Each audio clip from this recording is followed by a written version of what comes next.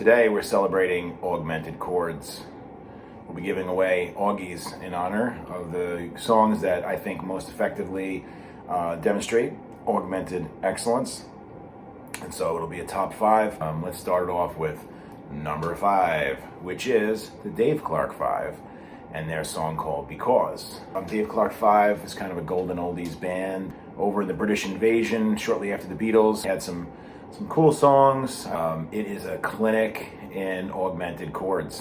Listen for, in the introduction, how they used it for a chromatic passage where they moved from a G augmented to a G6, not the jet, and a G7. So all in order there. So that's that's one use of it. And then after that, listen for how later in the chord progression, to add inflection, it switches from a D major chord into a D augmented.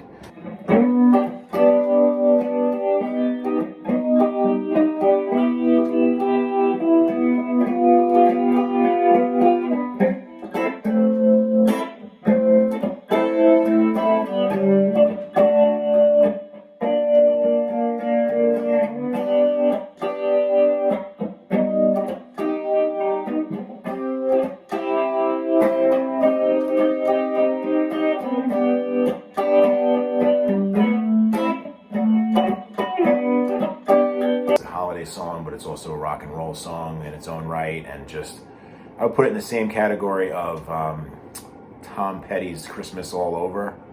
Love that song. So anyway, there's that song, and there's another song that you'll recognize right away, and so both of them are using, in a very brash forward manner, throwing out the augmented chord, just dropping it.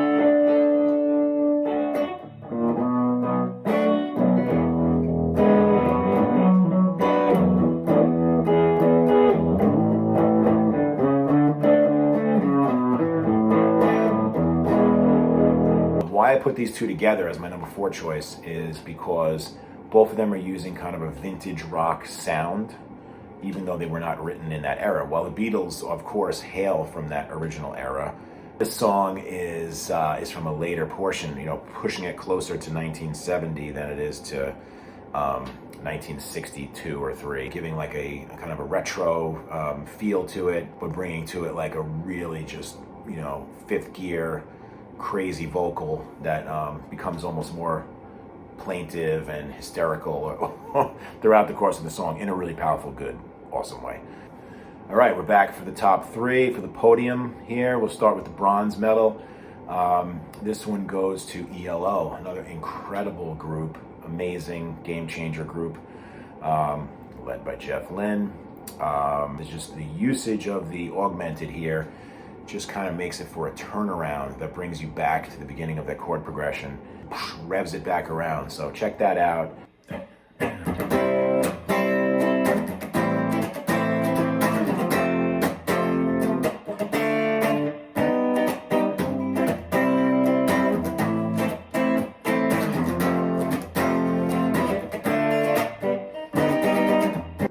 All right, number 2.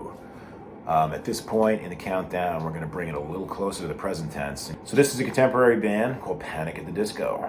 Mega expressive, lines and rhymes breaking at interesting places, sometimes holding back to the next bar, sometimes blasting out, an extra phrase. Pretty interesting, inventive initial chord progression.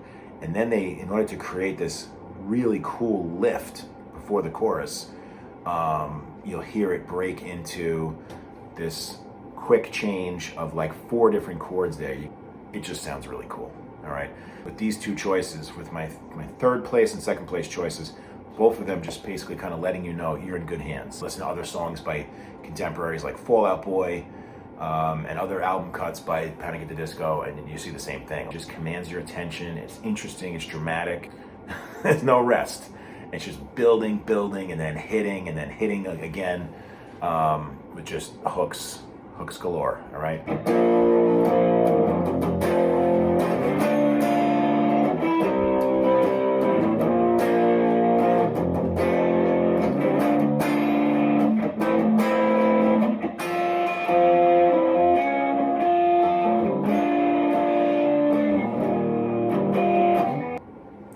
For the first place in the Augie Awards here, the Augie goes to the #1 spot, Roy Orbison. All right, composed in conjunction with one of his collaborators. This song, "Crying," is pretty amazing. It's operatic vocals, crooning, but also kind of as many times as I hear it, and it just brings you to the edge of the cliff and jumps off with you. Unbelievable composition, takes you through, the movement, the emotion, everything that goes with it from one chord to the next. Each time it's different. The verse becomes more dramatic, the chorus becomes more epic and more of an anthem. He brings you to the brink of his tears, and if you let yourself go along for the ride, you will start to feel that too. Performance, the performance side is just as strong as the writing stands alone. If you were not an English speaker, you would hear this and understand what was being said, and I think that's a pretty high praise. That no matter what, you would know that someone was giving you every ounce of their soul. This reminds me of songs like "Smoke Gets in Your Eyes" by the Platters, or songs by Otis Redding like "Try a Little Tenderness," like just rip your guts out, building to just a crescendo of emotion. And you'll see that the augmented chords feed that and stoke that fire all the way through until the end is just a towering inferno. So hopefully you enjoy all these. As far as the construction of the chord goes, there'll be a description at the end. Enjoy the last hit here by Roy Orbison.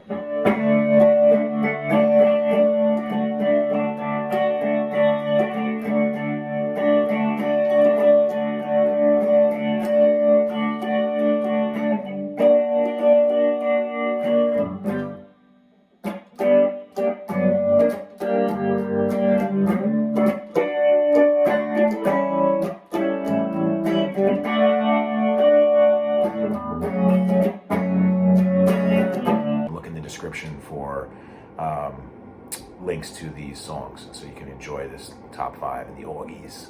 All right, cool. Play these chords, try to work them into chord progressions. More importantly, turn on your ears, send up your antennas, and start listening for this. And if you think of cool examples, share them, please. All right, enjoy. See you on the next one.